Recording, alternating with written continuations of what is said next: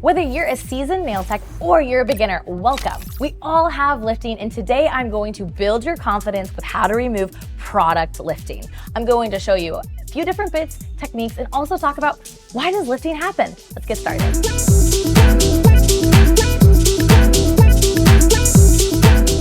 All right, I just busted out my safety carbide smooth top, and I'm just doing my good old drag. You want to make sure you are using high RPMs. Now this is going to vary depending on your efile. All right, to reduce rings of fire, angles are so incredibly important. So is your pressure. So I'm gonna ask my model today, how'd that feel? Good. Super light touch. So a lot of times we're running our efile too low, and because of that, we actually start to chunk into the product. So let me show you. I'm gonna go ahead and reduce my RPMs from 28,000 now to just a good old 7,000. And what happens is you hear that noise and how it's getting stuck. See how there's little craters right there? It's because the carbide, instead of it able to like skate right over it, it just kind of goes chunk, chunk.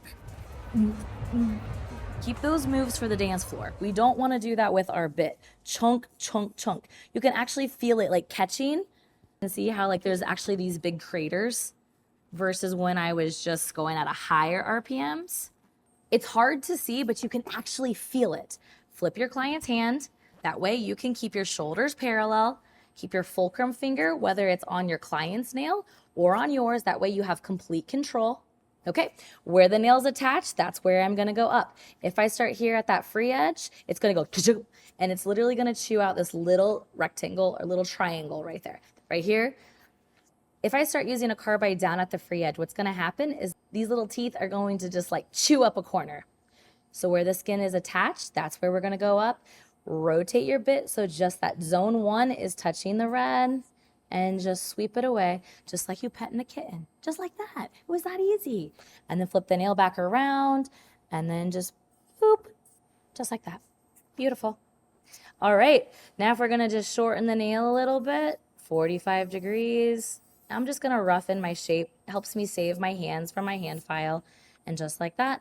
On the next nail, I'm gonna show you what high RPMs looks like, and on the right side, I'm gonna show you what low RPMs. I'm gonna talk about how it feels, also how it feels to your clients, because there is a difference. I know there's some people out there that is like, whoa, you're going way too fast. But the thing is, carbide needs speed. And when we give it speed, it's very gentle. It's when we go too low, we start grinding.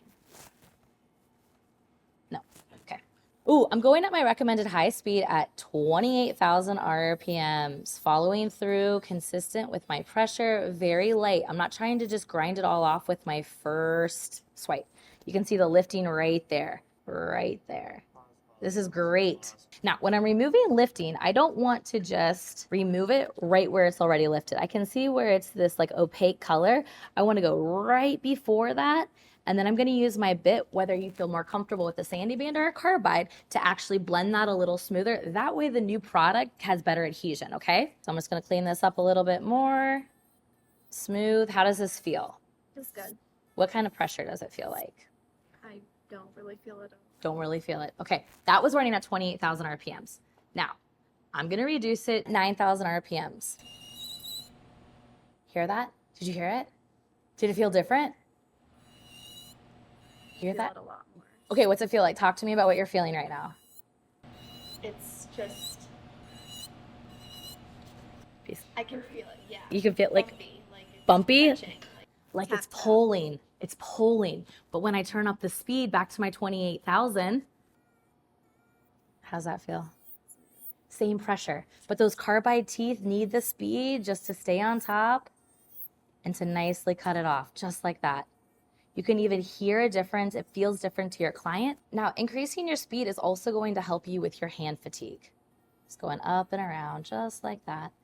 And then remember that free edge, I gotta come down. Tap, tap, tap, just to see if there's any lifting right there. Just gonna shorten this bad boy a little bit. Just roughen my shape, and then I'll go over it with a hand file. Fantastic. I'm gonna ask my model, what do you prefer? Me going at it at 9,000 RPMs or 29,000 RPMs?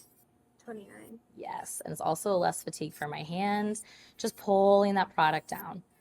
Now, a lot of this, I would say none of her lifting has anything to do with actual prep, right? If I was seeing they're more lifting in the corners, but this has been 5 weeks. Product breaks down over time. There's no such thing as a forever manicure, and product will eventually start to lift, especially depending on how well the hand is hydrated. So when we see lifting on the free edge, one of the best things to do is to continue. Oh, here we go.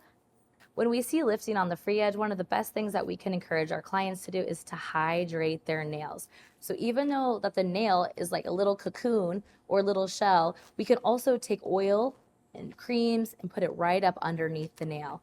We want to make sure it remains strong and hydrated so it doesn't separate from the nail plate. Okay, so I see some lifting right over here. So this is where it's also going to be where you feel comfortable with. If you're like, oh, using a carbide at that high speed really makes me nervous, I'd rather switch to a sanding band, you can totally do that. And while you have your sanding band and your efile, you can prep that regrowth area. Now, if you're like, oh man, I'm at 12 minutes, but I want to get to 10 minutes, this is one of those things where it's like, hey, what else can I do with my carbide? And it's, well, remove the lifting, right? That's how we continue to decrease our time, is not switching out our tools. So here I am still at 30,000 RPMs, very gently going right over. Let's see what we got here.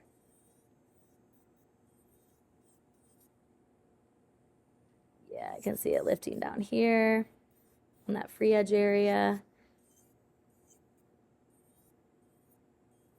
Beautiful. All right, look at all that.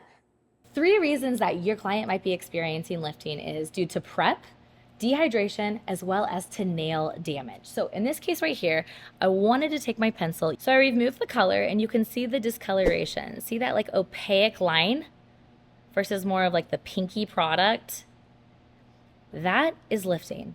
And most likely, if I'm looking at the nail and the damage, it's also lifted all the way down here from the free edge. I don't think that this is due to prepping. I think the prep was actually really good. I think because it's been, ooh, look at that when I pull it down. See how you were being able to see more of that opaque color? I'm gonna go ahead and draw with my pencil where I want to cut out the lifting. Beautiful. So now here's the thing. Depending on what your comfort level is, if you want to reduce time, carbide's going to be your friend. But if you're over here like Erica, that is way too close to the natural nail. No way. Switch to a sanding band. Sanding band's going to be more of that gentle exfoliation where carbides are going to grab it. Okay, let's go ahead and jump in. I'm still at my 28,000 RPMs and I'm just going to tap out right before the lifting, just thinning out that product, and it's going to flake right off. Tap, tap, tap, a little tap-a-rooney, and I'm going to come right down, tracing my little pencil line, dropping my barrel so it catches. Boom, boom, boom. Let me hear you say, way-o, way-o. Pulling it up. You're going to see it come right up.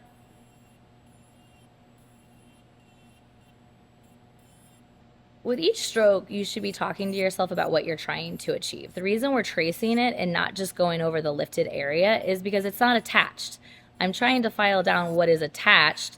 That way it lifts off and then I can apply a new product. But you can just see the more that I'm removing, look how much more lifting is being revealed. I'm going to debulk the center of the product just so I can work better angles and to make sure that my bit isn't drilling into her nail. It seems like the lifting is starting to grow on me, but you know what? I would rather take a few extra seconds to remove all that than have to continue to play this game of, oh, removing product every time she comes, right? Because we already know if it's lifted and we apply a new product, what's going to happen? More lifting. So I'm just debulking to make sure that I get the right angle, especially because on the sides her nail's very thin. This feels better for me because I have more visibility, I have more control. Boom. And now we can see we've removed a lot of that. We can also see, look at this right here. Look how thin that nail is. We are down to that natural nail. Look how thin it is. You can almost see like a stress fracture where it's going to break. And that is 5 weeks. So we want to make sure we are hydrating, but I also just want to make sure that I'm seeing my client a little more regular because that to me is considered nail damage. All right. Good news is we got all the lifting off. You can see where I just have a little bit of product. I really removed a bunch of product and you can see the damage here. Look at me just like push into this nail plate. Like it's gonna break off. So at this point, you're probably wondering, where do I get these amazing tools that will help me remove lifting? That's the easy question. Check out us at ericasata.com. You can do all the shopping you need from cuticle prep to product removal. At Erica's, we got you covered with quality tools that will bring you great results. All right, let's remove that color and see what lies underneath. Just thinning down, working down the nail, keeping my bit parallel to the nail plate, using my fingers to rotate my client's nail. Now right here on this edge, this is where I should have some lifting. Yep, I can already see it. That's okay, flip my client's hand. All right, so right there where it's still attached, we're gonna go up. That way our bit doesn't catch those little carbides. And then continuing my stroke around, remember the product's thinner in the back, so light touches, boom. I'm gonna reduce some length, 45-degree angle so it doesn't catch. And let's talk about this. So we can see the lifting. Let me go ahead and grab my pencil. So I don't need to take any more of this product off because I can see from here, all the way down, I've encapsulated lifting. So now, right where the pencil is, that's where I'm actually gonna start filing because I know that this is not attached. If you're like, you know what, I'm at my comfort, I don't wanna go any closer over here to this lateral fold, that's okay. We can use our sanding band. All right, let's do this. Sanding band, so like remember, diamond and sanding band are gonna be more of your exfoliator. So I'm just tapping right on that outside, kind of giving my bit like a rut to know where it wants to file.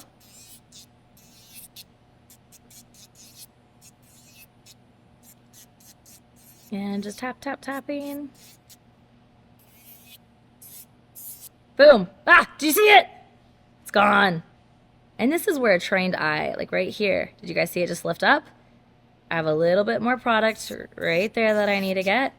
And then I need to come down to this free edge, remove the lifting, and also seeing as you're filing what's happening to the nail. Does it look like it's still intact or does it literally look like it's crumbling? If the nail looks like it's crumbling, you're still on lifting. Still got some.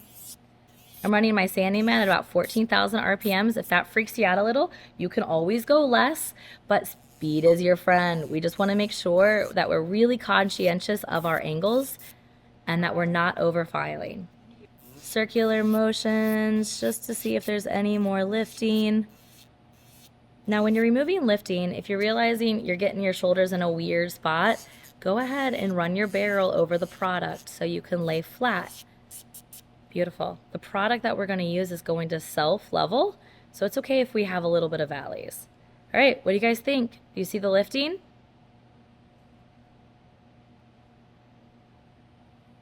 All right, see that little line right there? That tells me that we are now officially on non-lifted product. Look, just took it out. That was my last little pass. Now you don't see that little milky edge. The milky edge is completely gone. I see natural nail as well as product. All right, sanding band still working in that corner. Just like that. Beautiful. Tap, tap, tap. Tap, tap, tap. I do like a sanding band. If you're building your confidence, do not see it as a fail of switching out your tools so that you can be effective. One of the worst things you can do is hold yourself back and not let the tools work, and then you're really just straining your hand. So since I had my sanding band, I'm now just gonna reduce my RPMs, no prepping that natural growth, more than 4,000 RPMs with a medium sanding band. So very just gently, going right over. Your client's over that regrowth area, your client's gonna probably feel a little bit of vibration, but I don't wanna go much higher than that. Beautiful. Now look at that slope. The product is going to so nicely adhere to this nail plate and self-level. Yeah, lifting doesn't have to be scary. I promise you it's going to happen, but with education, tools, and techniques and a little help with your client, which means they need to come more than every 5 weeks. So saving a little money just actually creates more work and more nail damage. So get on a consistent cadence with your nail. That way they can stay healthy, it's less lifting, and at the end of the day, your client has goals. So if you guys like seeing content like this, real life nails and what it looks like as a nail tech, go ahead, like and subscribe, and I'll see you in the next video.